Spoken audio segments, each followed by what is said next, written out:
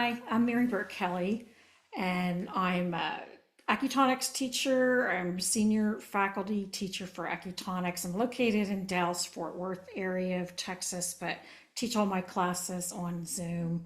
And I'm here to talk to you today about the Chiron return, which is something important in astrology that everyone experiences around the same age, and how we can use our sound healing tools from Chiron in the acutonic system to address the things during a Chiron return. So I'm going to go ahead and share this a lot like I share a PowerPoint. There's going to be a PowerPoint here, and then at the end, um, there's going to be a sound bath with some of the different Chiron intervals that we're going to talk about. So the contents of this talk are going to be basically about what is a Chiron return, what in the world does it mean, how that impacts your sound clinical practice, sound healing or acutonics clinical practice, and the different available Chiron tools and their keywords. I'm going to give you some session ideas for Chiron returns and some suggested Chiron intervals. And then at the end, like I said, we'll do a little like sound bath with the different Chiron intervals that I've talked about, so you can feel them for yourself and have some Chiron therapeutics. Okay, so what is a Chiron return? Well, a Chiron, first of all, Chiron, is a hybrid object in our solar system. It's classified as an asteroid, but it kind of has a comet like coma to it. So when they first discovered it, they were trying to decide, how they should classify it. So maybe it's like a little of both. And it's low. Now we have a place in our solar system that's called the Kuiper Belt. And it's kind of this disc-shaped reservoir that's a major source for our short-term comets.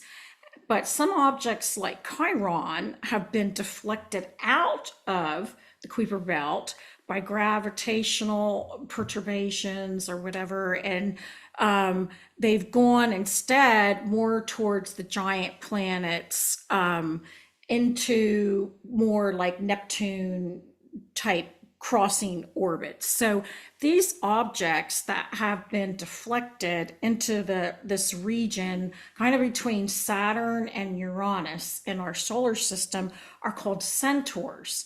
And they're called centaurs after the half man, half horse animal person, okay, hybrid figure in Greek mythology. So its asteroid comet like appearance for Chiron actually makes it like this crossover.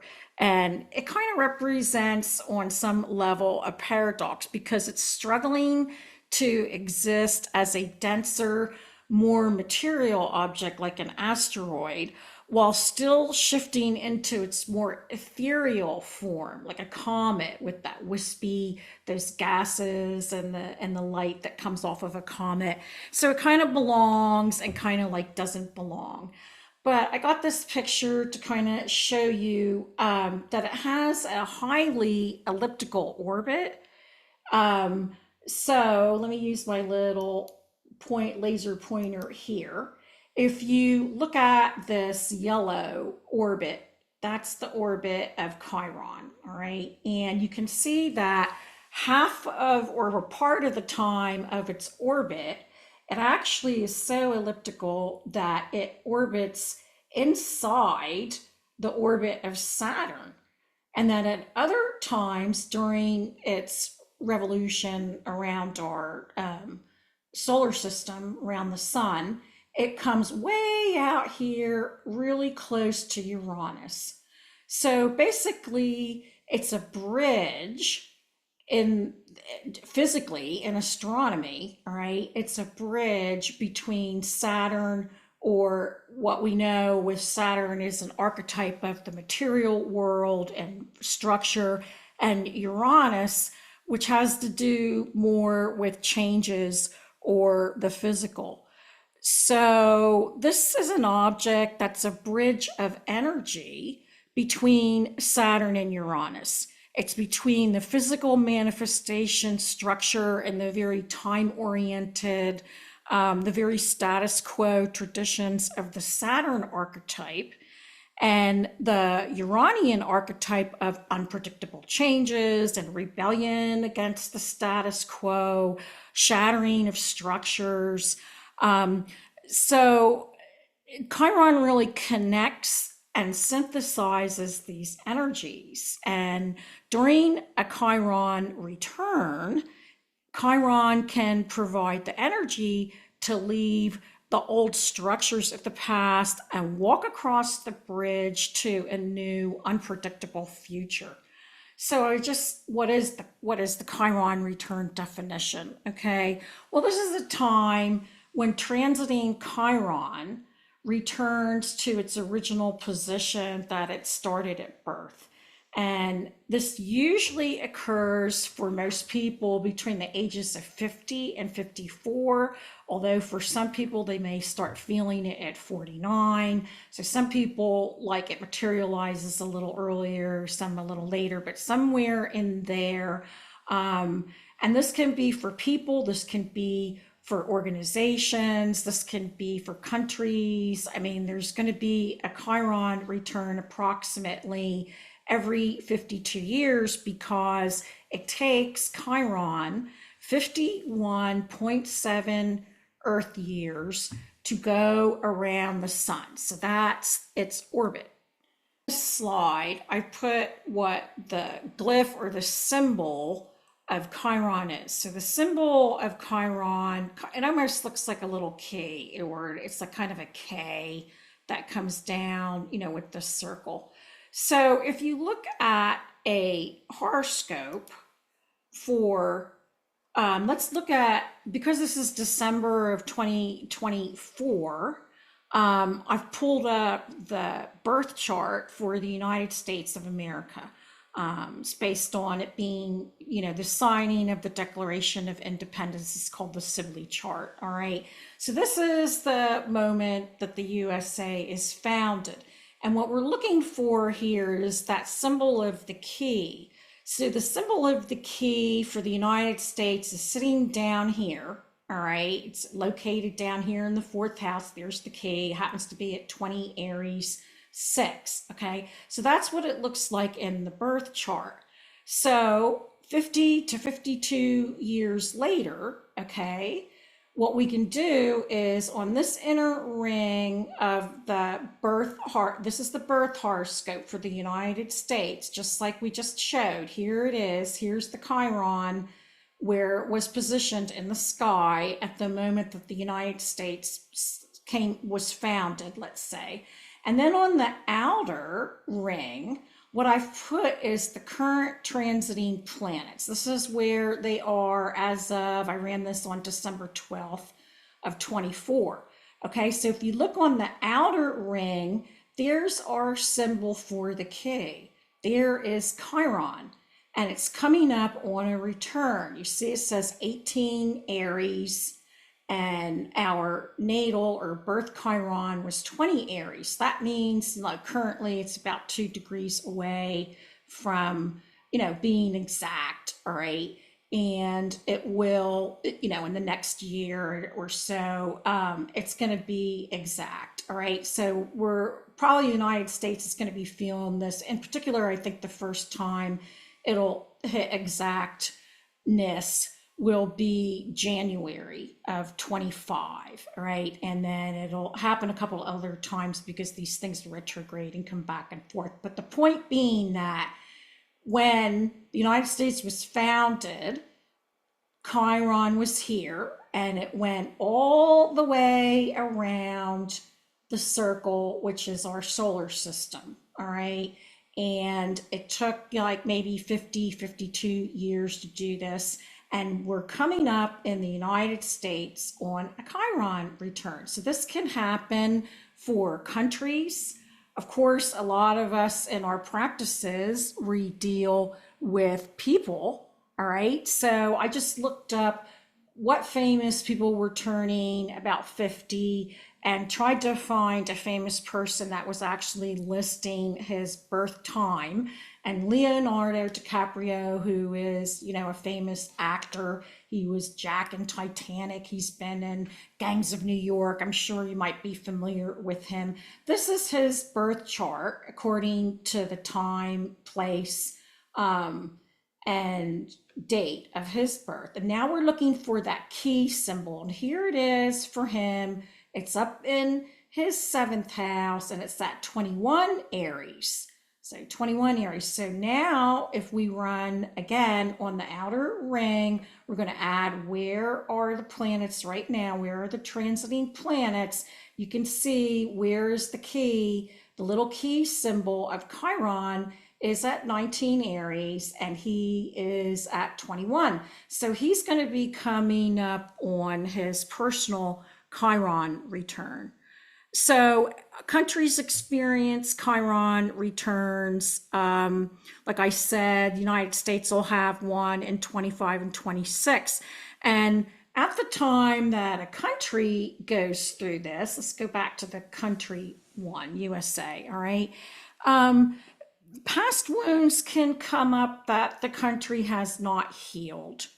So if you look at these transits here, this happens to be the symbol for Hygeia, kind of traveling very close to where Chiron happens to be. Okay, so that would mean that maybe 2 years ago or so, Hygeia hit or was conjunct United States natal Chiron. And you saw that there was a lot of like maybe wounding that had to do with feminine issues as far as the Roe versus Wade abortion thing being, rescinded. And so if you go back 50 years or so to about 1973 and 1974, that's when Roe versus Wade was passed. So you can see that a country, if they haven't dealt with wounds, they can come up again to be triggered and to be dealt with again. All right. And we'll see what other things come up, next year. So that's a little bit about, United States. All right. So most of us, like I said, will deal with individuals. So that's what I'll be concentrating on. I'm not an expert in mundane astrology at all. Okay. So mundane is like the big picture, the countries, the global, the politics and all that. That's not me. So also companies that have been around, like organizations or companies that have been around for a long time, also will have Chiron returns approximately every 51, 52 years. So if you look at a company that's been around, AT&T started out as Bell Telephone Company. It was formed on July 19th of 1877. I don't have a time for it. Okay, so I'm just running it at 2:30. Our most important thing is where was the Chiron? Okay, so Chiron for AT&T or Bell Telephone is sitting here. Here's our key in our sixth house. All right, so that's where it was. So if you look at its Chiron returns over the years, they had a second Chiron return in 1977. That's when they were very involved in antitrust suits, and they were fighting all this litigation. And then finally in 1982, they were forced to break up into what they call the baby bells. I mean, they had been called Ma Bell. That was the slang term for Bell Telephone, and then they had to break up into all these regional little, Southwestern Bell and North Pacific Bell and all these different bells. Okay. So, you know, there, of course, you can talk about astrology all day, but you can see that when they formed the company, this Chiron is very close to, this is the symbol for Neptune, which might have something to do with, we know our Neptune dissolves things or can dissolve things. And then later they were rebranded, of course, of AT&T. But my point is that everything that is around for 50 years or more is going to get a Chiron return. So, what does it mean, particularly with people, because that's what we deal with in our day to day sound healing practices? So, well, during a Chiron return, okay, the wound, some kind of wounding. Now, this could be on any level. This could be on, you know, the physical level. This could be on the mental level, the emotional level, or spiritual level. But some sort of wounding starts to bubble up and comes up for recognition and for healing, unless the person has already dealt with it. Okay, if they've already dealt with it, it may not come up, but it's very common for things to come up during this time period, and it triggers them and they have to deal with it. So, one of the things about this that clients are not going to see, but you can help give them perspective if you see they're in that age group, is that this doesn't seem like it's an opportunity at the time. A lot of times it manifests as some sort of crisis or healing crisis. But it is an opportunity that isn't really recognized during the experience. So this is going to be a chance for them to heal the wound that maybe is represented in their natal horoscope placement through some sort of crisis. So we can give them perspective because we know about the Chiron return and we have tools that can help them through it. So we all have this, and we kind of can let them know, listen, you know, this is very typical of your age group. Everybody goes through this. We can tell them what the purpose is. Let them know that it's through healing the wounds that there's going to be a bridge to something new when this time period is over. So just like physically in astronomy, Chiron sits between Saturn, which is the old stuff, okay, and Uranus, which is the new stuff. This return is an opportunity to, if you deal with the wounding, when you come out of it, it's a bridge to something new. So we let them know that, look, this is not going to last forever, that they will come out of it, and that we're going to take some steps to maybe help them through this, help them energetically accelerate the process and make it easier. So I mentioned that the healing crisis, that a lot of people can experience it on a physical level. It can be like physical wounding of some sort that happens. Can even be surgical or whatever. Some people it's emotional or mental or spiritual. So it can be on any level of wounding. So the Chiron return is really a catalyst. It's a catalyst and a bridge. And this matches some of our keywords that we talk about when we teach Chiron. Chiron's currently in like level 3 acutonics classes. So Chiron's wound, it really follows the myth and the mythology. And we teach in astrology that myths have archetypes in them, and that the archetypes are really like portals to our collective unconscious. It's really kind of a shortcut to the person's unconscious. So that's why myths for these different planets are important to like read or to know, and we provide them in our classes. So they're also found in the Galaxies to Cells book. If you have that big textbook, I call it the coffee table book. There's a myth for each planet in there.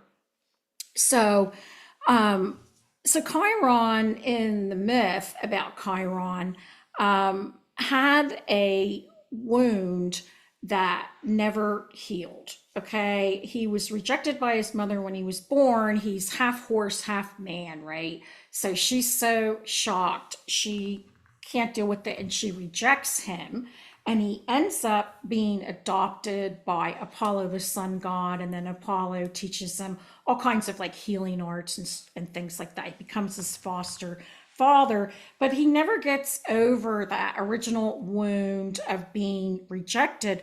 But the wound becomes a catalyst for him, or a bridge to become a very compassionate healer and a mentor and a teacher. And he ends up in mythology mentoring a lot of the really famous Greek heroes like Achilles and other people like that. But the main theme here in the myth is that the wound is actually a gift. And if we can heal the wound, it becomes a catalyst for a new path.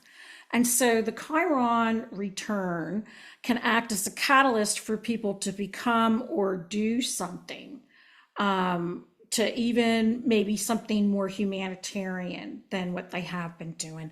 So for some people, this is actually a shamanic rite of passage. It's not unusual for me to have students who start inquiring about acutonics classes, and I'll always notice that they're over 50. So in other words, they've been through the Chiron return, or they're going through it. And so they start seeking out, maybe taking classes, things that they have and things that they haven't done before. And maybe they're going to become some sort of compassionate healer themselves. So it's not unusual to have clients will seek you out during these times too, because they're looking for answers and they're looking for healing. So the Chiron return is really a time when Chiron can synthesize. There's one of our keywords for Chiron, the forks: synthesize, catalysts, wounds and healing wounds. He can synthesize the physical with the spiritual and the emotion, that it's all one. It may seem like it's one or the other, but it's all coming up together. All right. Now, the Chiron return happens to coincide for a lot of women with either menopause or perimenopause. And this is because they're going to leave behind their reproductive potential. And this is a bridge to something else that they can now create.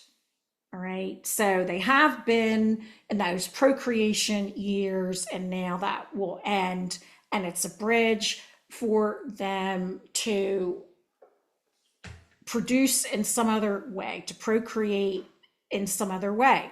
All right. It's also like a bridge to becoming a wise woman and doing something different with your life than what you have been doing. So it's not unusual, as a clinical practitioner, to have people come in and be women and all that around 49, 50, 51, so on and so forth. So this is how it kind of impacts our acutonics or our sound healing clinical practice.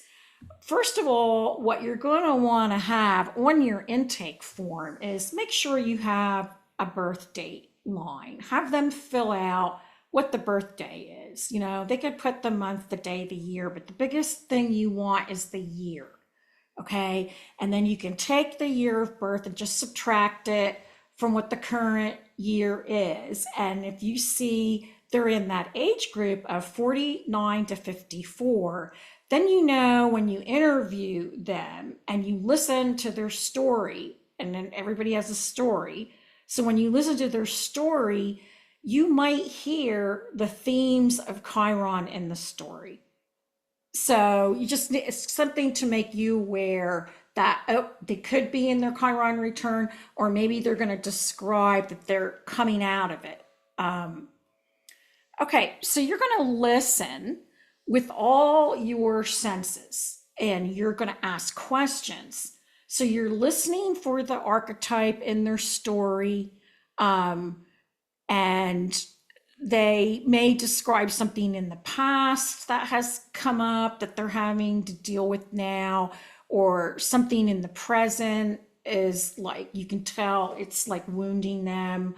It can also be a current surgery or physical wounds that are happening. And it's up to you as the practitioner, because you've been trained in acutonics. We don't think in linear terms. We don't think, we think more nonlinear. It's going to be up to you to maybe realize that it ties back to something in their past. Maybe they're having surgery on it now. Maybe it's wounds now, but maybe it ties to something that they haven't dealt with from their past. So you have to ask questions in order to get that. And it can't just be like, physical questions. It has to be like, okay, you had your first surgeries on this area of the body, when did you have it before? Or, you know, has this come up before? And also ask them what was going on in their life at that time. What else was going on in your life? Was there anything going on with your family? Or even now, you can say, are there things going on with your family? Always ask them things like, you know, what was their childhood like? Do they have siblings? So on and so forth, because a lot of times you'll get the narrative will start to come out. They think that you're just trying to get to know them, but you're really listening for these patterns, that there may be a pattern that you will realize that's the root cause. So physical wounds can get entangled into emotional. Ooh, we've got a spelling error there, don't we? Okay. So physical wounds can get entangled into emotional events or trauma, and that's up to you to know because of your acutonics training. And then you can kind of, explain to them that acutonics addresses the whole person, and that emotions are not separate from the physical. They're just a different vibration. And, you're going to address, of course, what they came to see you for, but you're also going to do a little education on your side. So that maybe you can go back to the original wound and be addressing that, and it's going to help what they're going through in the present time. Okay, so I mentioned this is nonlinear. It's going to be up to you to know from your classes and your training that there are nonlinear connections to wounding. So there's a reason the client has come to you at this time. Like, they are supposed to see you at this time because maybe you have this knowledge of the Chiron return, and you have the tools, and you have the knowledge of how things can be entangled or connected that don't seem on the surface to be connected. So you're basically looking for possible coincidences, that or synchronicity if they're not aware of the wound. Some of them come in and they know something's going on. It just depends on their amount of self-awareness.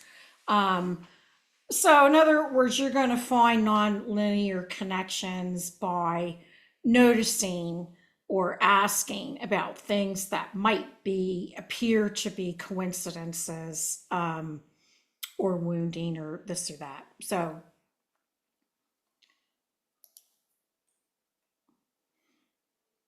okay.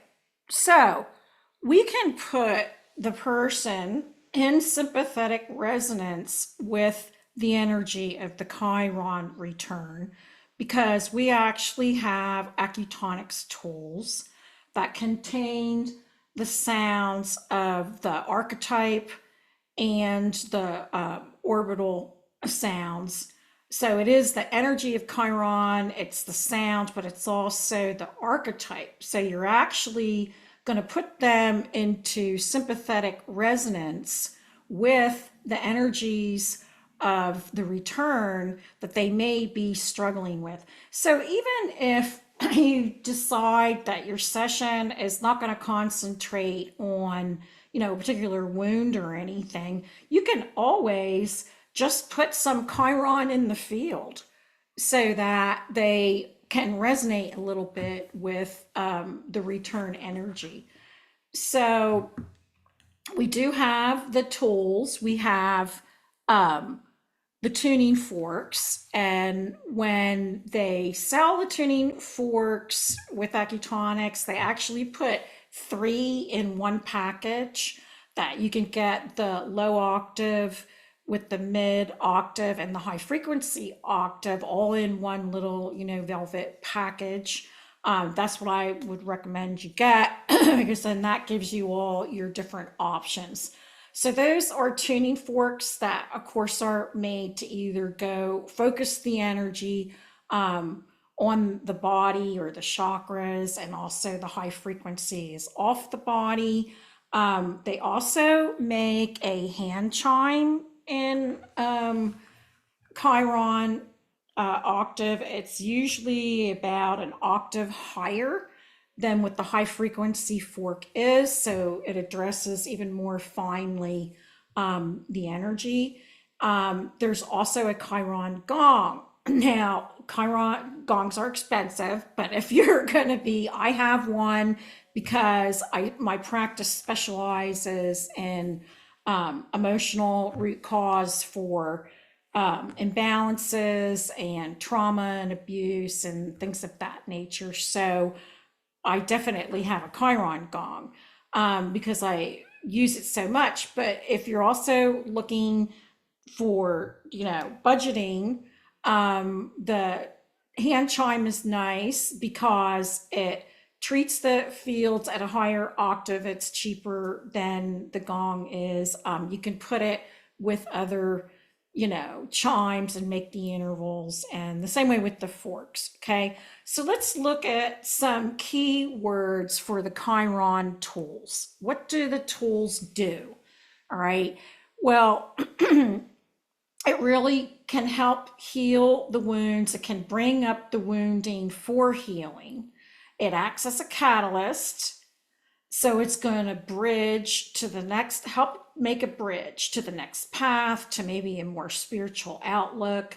Some people start to get the urge to be a teacher, a mentor, or some level of healer, or to provide some sort of service, because all those things relate to the Chiron archetype. And I can tell you that Chiron works is a really, really much needed tuning fork for people who are teachers, doctors, nurses, all those. Whenever I treat those people and I go down those Watu Shaji points with Chiron, they will just soak it in very quickly. They really need it and they really respond to it. So, also on another level, so this is a picture of Chiron and his young pupil. And so he's half man and he's half horse. He's a very compassionate healer. So this also represents the bridge between animals and humans, due to him being half man, half horse, right? So if a person is also disconnected from nature in some way, or animals and all that, it can be used for that. It's also used in pathology for imbalances that jump species. All right. So in other words, the Zika virus that comes from mosquitoes, Lyme's disease that comes from the deer tick. It was a big player on COVID because that may have jumped ship from bats and all that. So But in general, it's really the Chiron tools are really going to synthesize. They can bridge the brain hemispheres. We've got, our emotional side, we've got our rational side, our left and our right, and it can really and it really sets us up for polarity, for feeling separate, or seeing things in black and white, or just like, so it really synthesizes and can bridge the two brain hemispheres. Also, in the myths, the Greek myths and all that, Chiron was so compassionate. He just wasn't going to get over his wounds and stuff, and he had immortality and all that. But Prometheus, who gave fire to man, and Zeus didn't want him to, Zeus or Jupiter didn't want him to, had punished Prometheus and chained him to a big rock. And during the day, the big bird would come and peck out his liver, and then at night, the liver would grow back. And then the bird would come back and peck it out again. So Prometheus was in constant torture for giving man the gift of fire. So eventually Chiron is like, I know I'm going to lose my immortality, but I will change places with him. So because Chiron was so courageous, even though he knew it was going to be his death, all right, we can use this also for people who need some courage for fear of death. If there's something about death or dying, past life experience, near death experiences, all those kinds of things, you can use Chiron for that, and it really helps with that. So just wanted to point that out. Eventually in the myth, because Chiron, does meet his death by changing his place with Prometheus, they reward him by putting him up in the sky. And, these days, like if you look up there to Sagittarius, Sagittarius is the constellation is like the centaur, right? So now this asteroid was really, it may have been around, for hundreds of years, but in the Western astronomy world, it wasn't discovered until 1977. And if you look at the history, normally when we discover a new planet, it also parallels a shift or a change in humanity's consciousness. So after 1977, we had the growth of more natural healing. So it was all of a sudden people were more open to taking herbs. Chiropractic, which that word comes from Chiron meaning hands on. Okay. Chiropractic used to be, everybody thought they were quacks, and all that. And then after 77, more and more people started to benefit from chiropractic, and it became more accepted, and it's pretty much accepted today. People started to get more interested in organic foods and nutrition, yoga. Yoga became introduced and people started doing yoga. So there was just this big public trend towards an expansion of what you would call vibrational medicine. So that has to do with Chiron's influence, that it came into our awareness and we start to have this acceleration of consciousness in that area.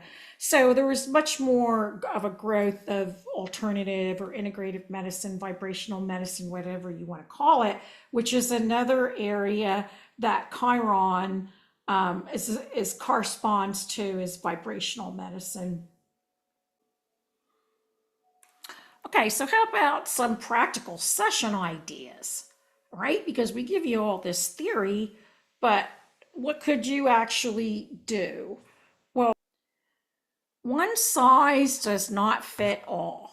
Okay, so I'd love to be able to give you, oh, here's a protocol. If you follow this during a Chiron return, this is going to solve everybody's problems. But it doesn't really work that way, unfortunately, and especially beginning students.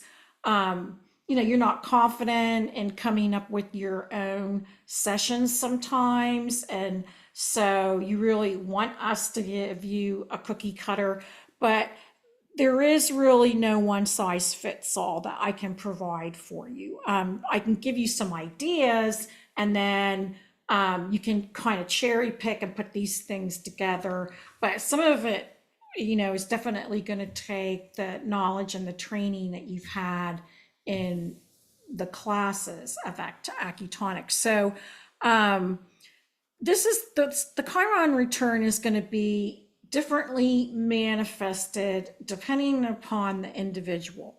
All right. So for some people, it's going to be, some wound is maybe going to come up with their family. For another person, it's going to be physical, that they're dealing with all these physical wounds. And so it's going to be different for everybody, but there's going to be a common theme that you're going to look for.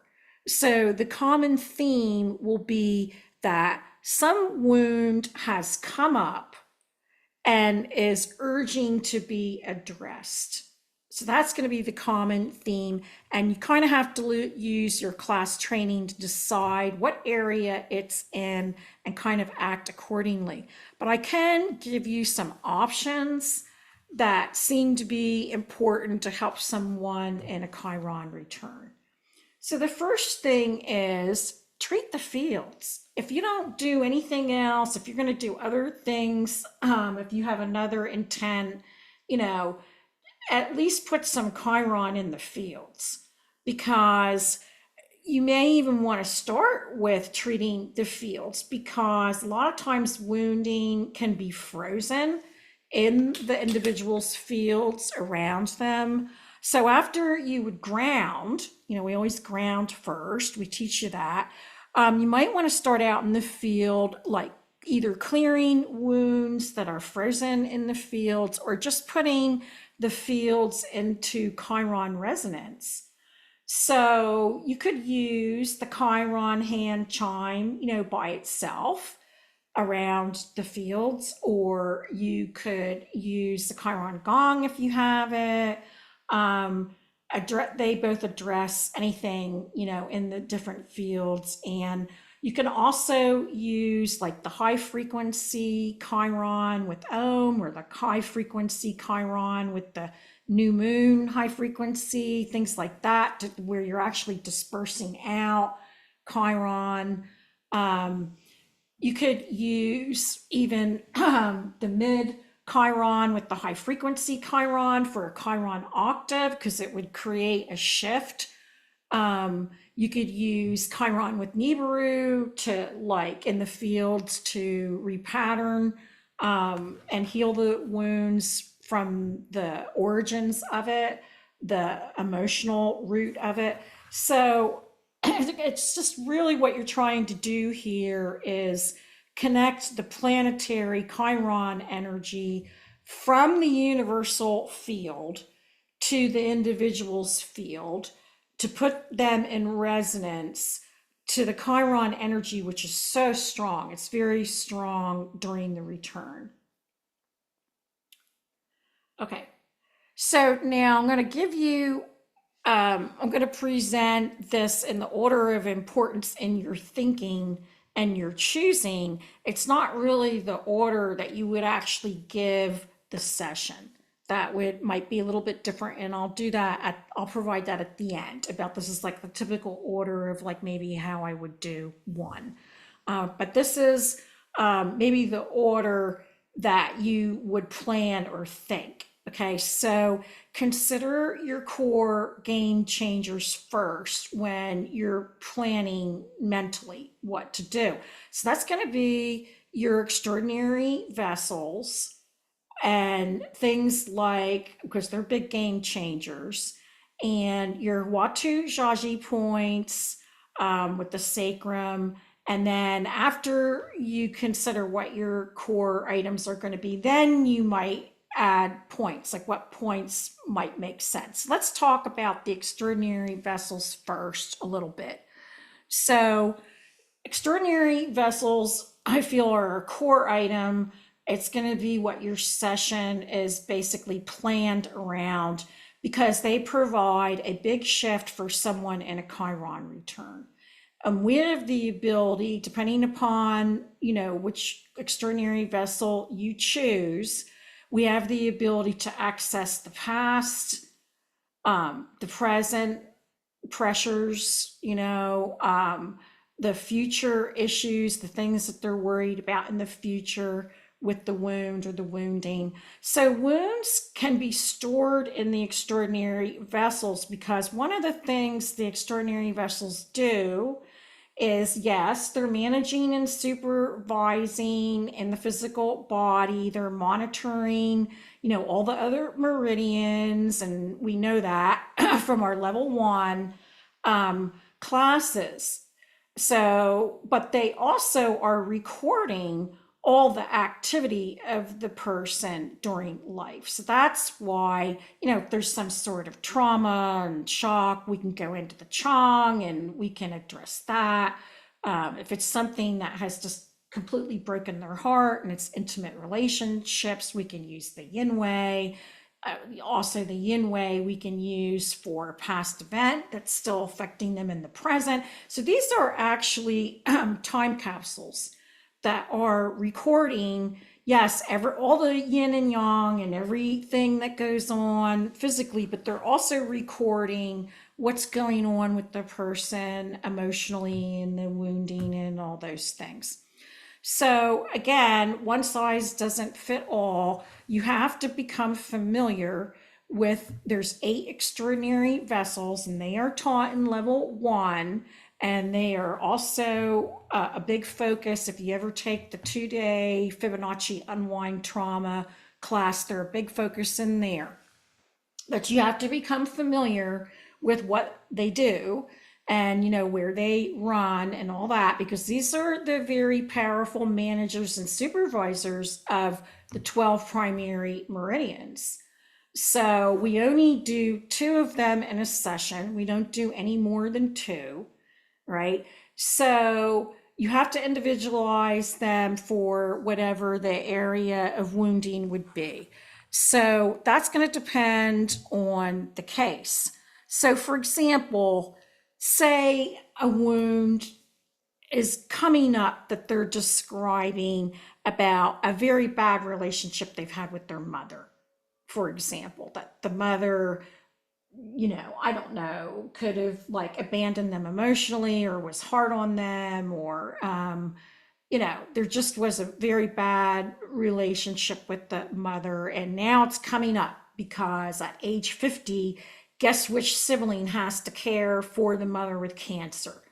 This one, who gets really triggered by her mom. All right. So there's some sort of wounding there, let's say with the mother or the mother figure in the case that I'm describing. So maybe it happened during a child and it continues today. So you might select the Ren for that, because we know the Ren, or the conception vessel, represents our bond with our mother. It's the sea of yin. It has a lot to do with mother, our bonding with our mother, our ability to bond with other people as adults.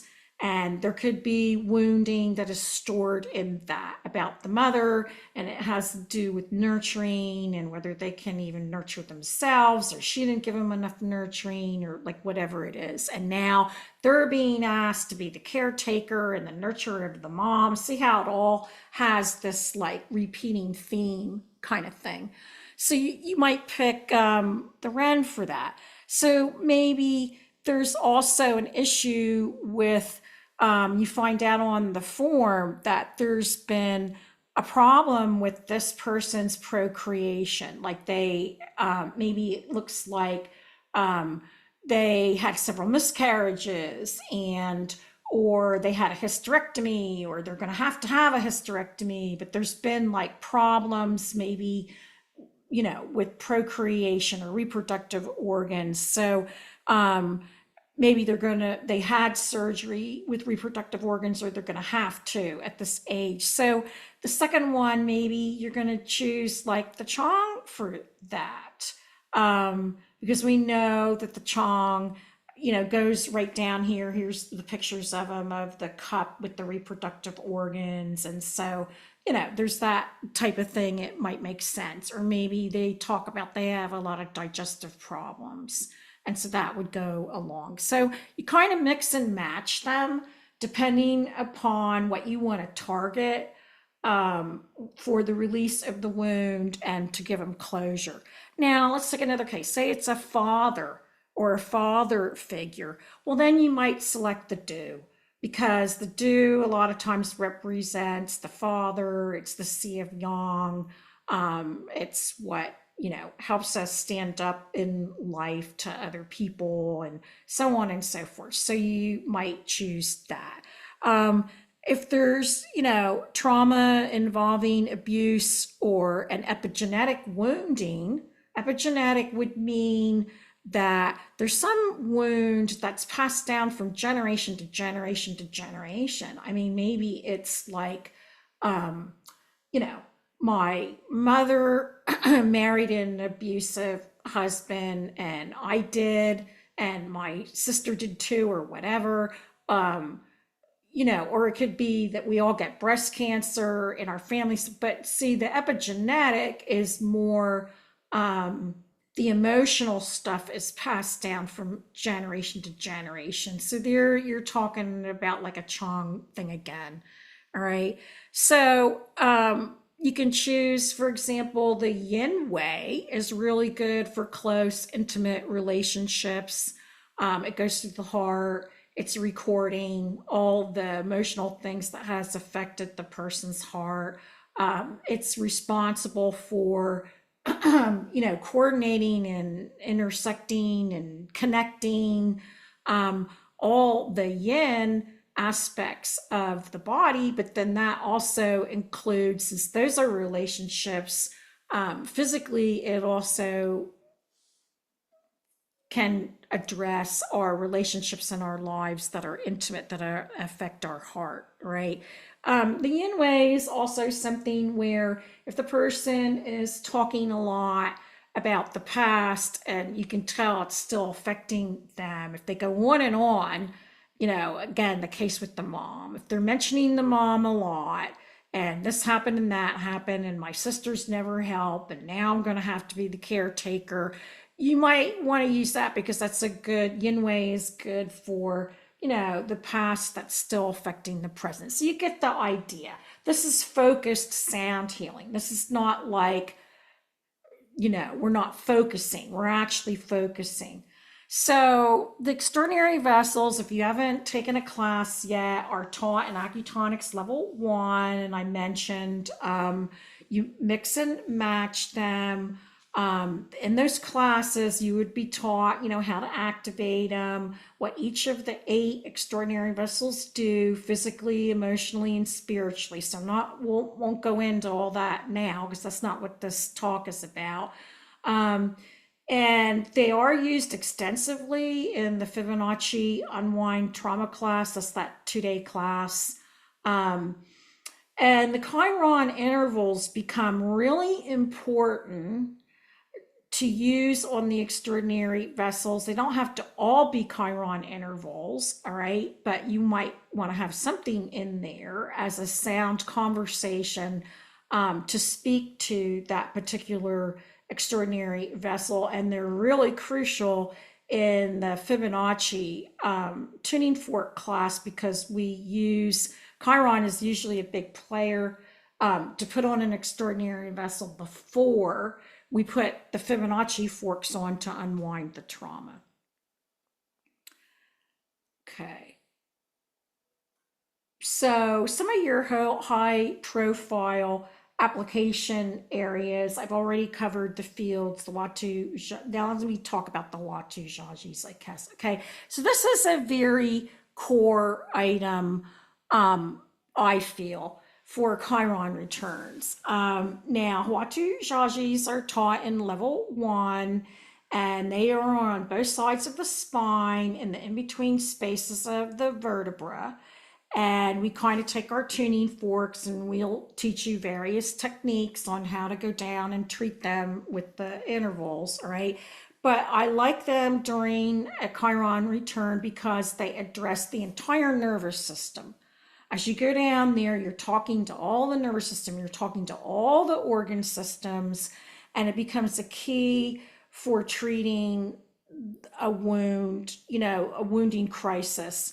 Um, and it allows them to accommodate the changing vibration because there's a vibration that's changing here. So also when we come down those Watu Jajis, we also treat the sacrum, but you can treat the sacrum by itself. So it's important in times of great change, like a Chiron return, to put the sacrum in there. It has a huge nerve nexus in it.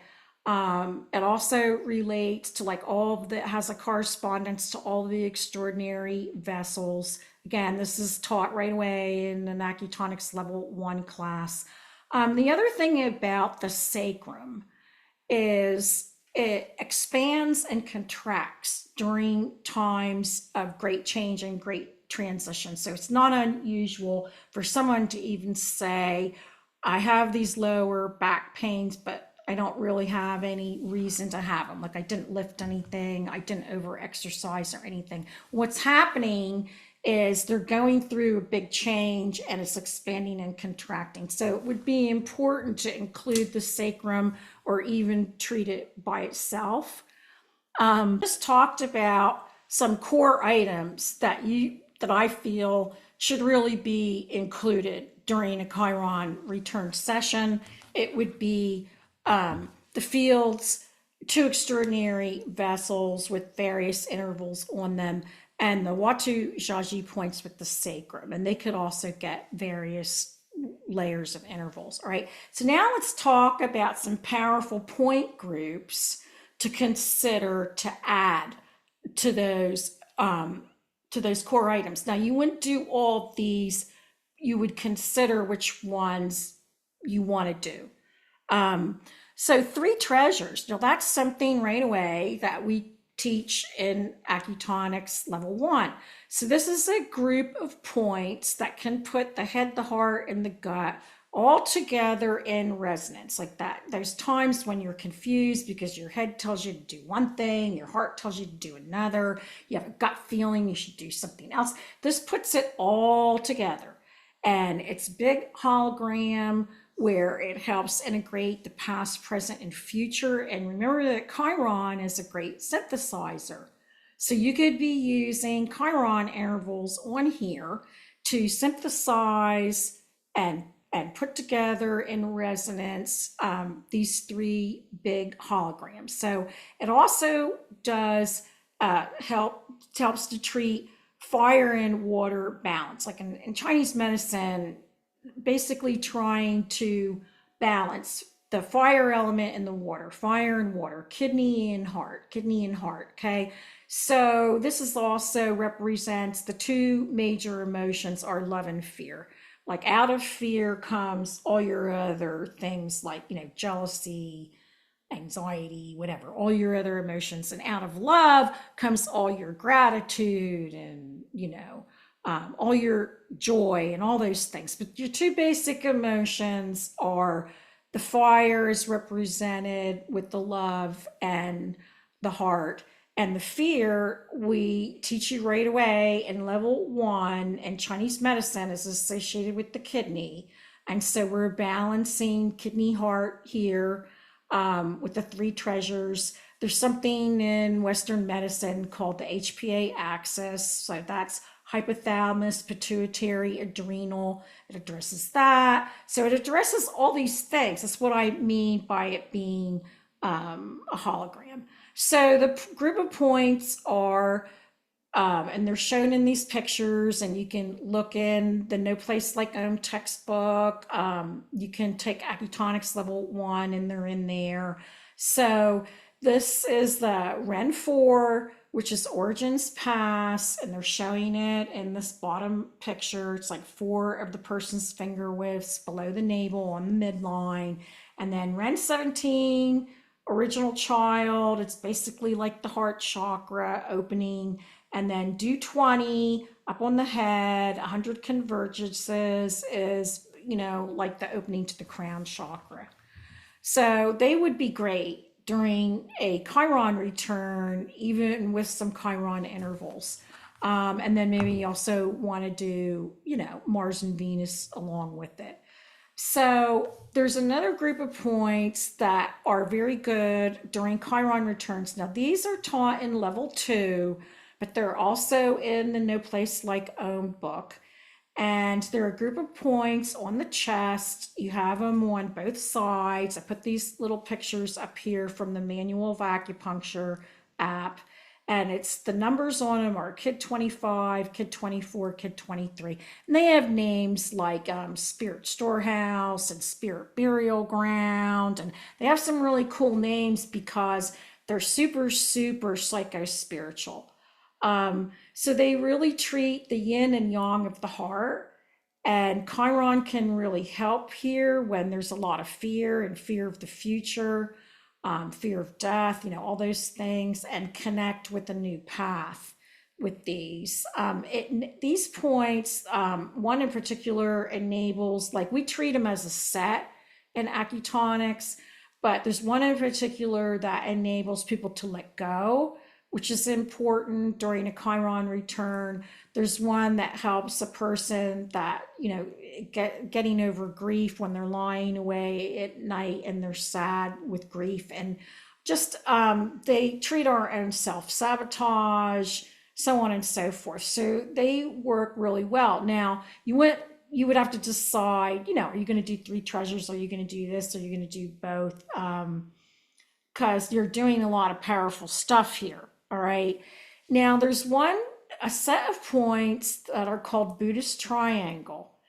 And this involves, they're all like on the wrist, and they involve heart 7, which is right here in this top. Let me get my laser pointer. Right here on the inside wrist on the baby finger side, you'll feel this bone stick out. It's called the pisiform bone, and it's right under that. That happens to be the source point for the heart.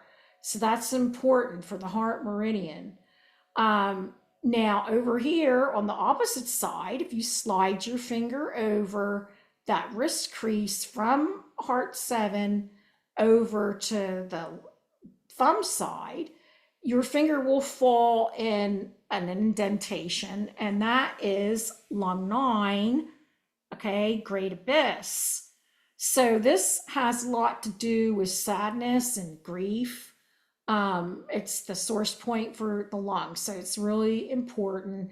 And then the third point in the triangle is pericardium 6, known as inner gate, which allows you to either, it has to do with whether your heart is shut down and protected, or whether it's going to be open and more trusting. So the Chiron intervals here on these 3 as a group are really going to address things on a deep emotional level.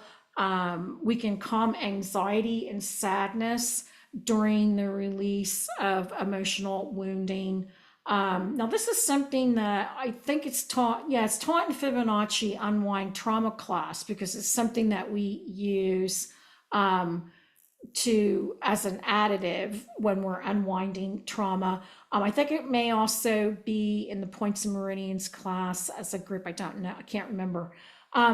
So my favorite to put on here is sometimes I will use low new moon with mid Chiron. That makes a 5th. You're mixing your octaves there, and we talk about that in level 4, that combination. But that makes a 5th because it's going to open up the wound and release the wounding with, the heart, the sadness, the pericardium, and all that.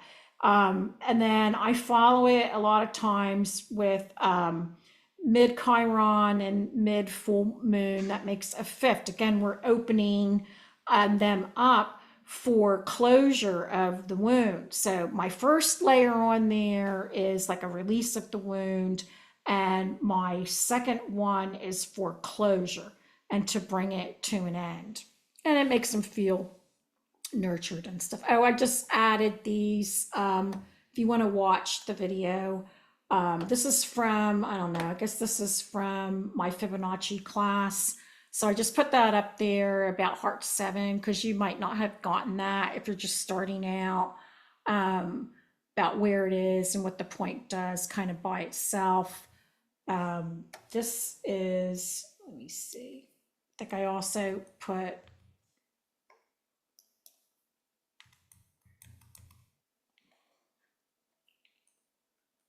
pericardium 6, where that is and what that point does.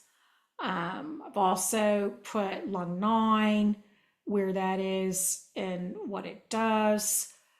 So that'll be like in this video. You can play it back and stop still it if you need to. Okay, so another big grouping of points that I use quite a bit during a Chiron return would be a phase change. All right, so this is taught in Acutonics level 1. I don't think the fork combinations are taught in No Place Like Home textbook, but the combination of the points is there. And they're talking about using level 1 forks in that textbook. But this is, I call it phase change, because it really helps to energetically move a person out of the phase, whatever they're in the healing process, to the next phase. So whether they're having a physical crisis with wounding or whether it's emotional, it doesn't matter. It's going to work to move them to the next phase. So I think it's important, and it involves using liver 14, which is called cycle gate, because it's the last point on the meridian that the chi flows through at the end of the day. So it's a gate, it's a cycle, it's a gate for the end of the cycle. All right. And lung 1, which is called central treasury. And so we're basically ending the old phase and helping the new phase to get started. So I went ahead, and once again, I'm just going to leave these up here, where how to find level 4, liver 14 or cycle gate. It's like 2 intercostal spaces below the nipple. Well, that's easy to find on a guy. Not so easy to find on a woman with breasts. So it usually runs along like where the bra band would run, the band under the breasts. And normally it's like tender for the person. So that kind of helps you find it. But it would technically, if you're going to count intercostal spaces, you can count 6 down. It's easier to count them right on the sternum and then like move over. So here's where lung 1 is. If you haven't learned this yet, like I said, it's in level 1. And I find it by I follow the collarbone over to where it meets the shoulder, and then I go down maybe 2 inches or so, and it's usually pretty tender for the person. It's in the depression there. I also recommend that you get the app called the Manual of Acupuncture, because it has videos of how to find all these points. All right, so Chiron intervals then. All right, we talked about groups of points, but what about Chiron intervals? Well, certain Chiron intervals seem to work well during Chiron returns. And now you can explore, you can experiment with what you prefer. Doesn't mean these are the only ones to use or anything. So these intervals, though, would be mixed with other forks. It doesn't have to be just totally Chiron, Chiron, Chiron through the whole session. So you don't have to use Chiron in every interval. You just might want to have some in the session. So one of the ones I already mentioned this is you're going to mix your octaves here. This is called a musical inversion. This is a combination that we teach in level 4. So it opens and disperses wounding with emotional support, because there you've got your keywords for the new moon, and then Chiron's going to be the bridge or the synthesis. Now you can also use, it's not in the picture, but you can get the same fifth, which opens things, if you use the mid new moon with the high frequency Chiron. It's just that we're making the new moon lower in order to get this action of opening and releasing the wound with emotional support. All right, now there's also Om Chiron, and I took a picture of all your different combinations. You could be using low. I have a tendency to use low octave forks on the extraordinary vessels because I figure I'm going after something that's pretty deep or pretty chronic. So this kind of finds the wound and moves it because it's a second, and when they're that close together in their sounds, it moves chi, it moves things.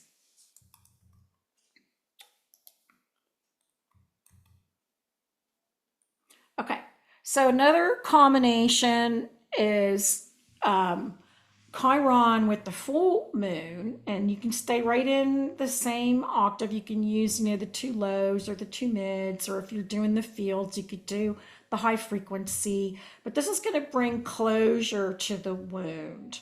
And now this kind of like provides the bridge to ending the wound, but it also puts some nurturing support in there with that full moon.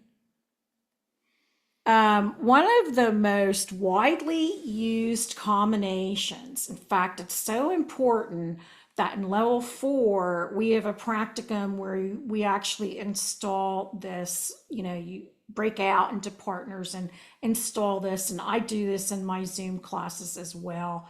So it's Chiron with Nibiru, and they make a second. All right, so this is going to heal the wound on all your levels: physical, mental, emotional. And because Nibiru, I call it Nibiru, I know some of you guys pronounce it Nibaru. It's the same fork. All right, really good goes, Nibiru really is going to go after the root cause for the wounding. So it's a great combination.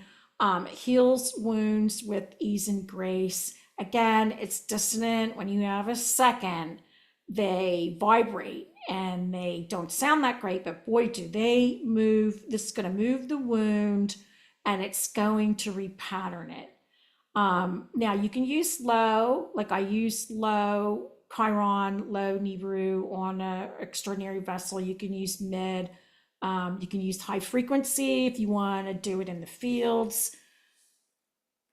All right, so I said the Chiron.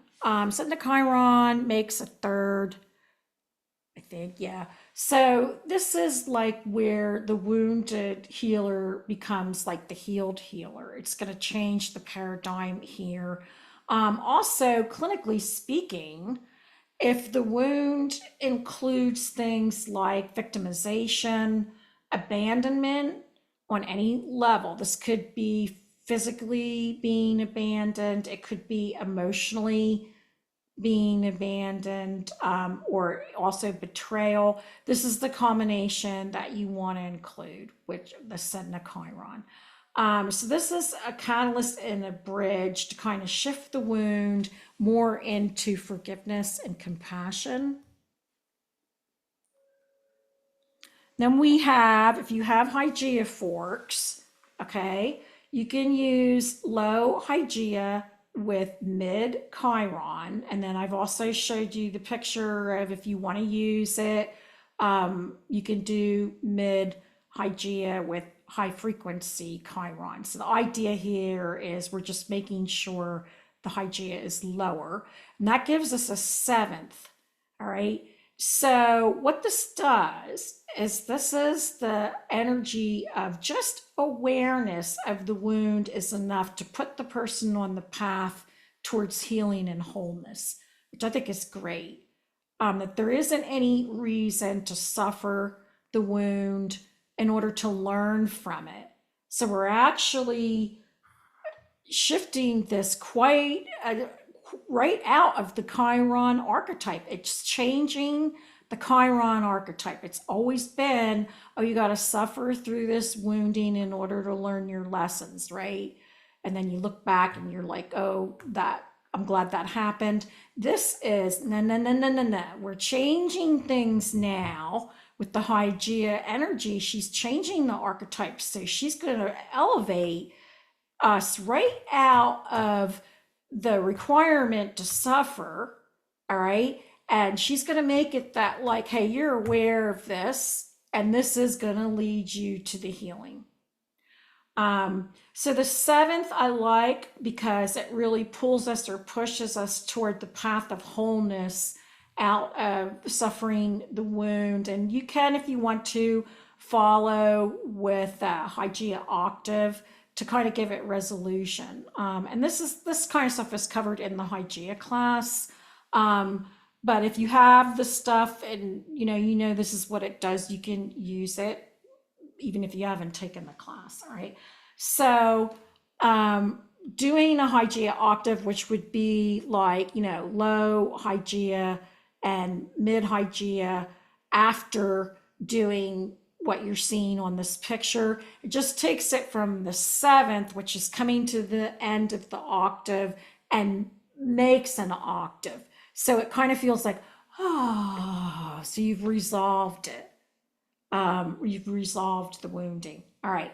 And then that brings us to my last one, which is you could just do a Chiron octave. All right. There's 3 forks in the set. So you could put the low with the mid, and just like, a low ohm with a mid ohm that we teach in level 1 gives you, an ohm octave. This is a Chiron octave. All right. And you could also do it with the mid Chiron and the high frequency, because that's an octave. So that gives you more space between these 2 sounds with the same archetype. It's really optimized for a more comfortable healing, a deeper energy for the Chiron return. So I've talked about different places to focus the sound. I've talked about different intervals. How would you put this together? Well, this is just an example. It doesn't mean, you have to do this. Say this is a case, we're going to go back to the lady that comes in and says she has such wounding with her mother. All right. And now this is coming up because maybe the mom has cancer and all that. All right. So all these wounds are going to come. Well, I would start, this is just kind of how I do it, is I start with them face down. And that's posterior, okay? So I'm gonna list on here so that you're not confused. The fork that goes on the opening point of the extraordinary vessel is gonna be listed first, because that way you know what I'm putting on the opening point, okay? So I usually ground with like an ohm octave or a low ohm unison, and I start grounding at the core. So on the back, I would probably do 4 and then lead down to kid 3 and then kid 1. Okay, so they're grounded.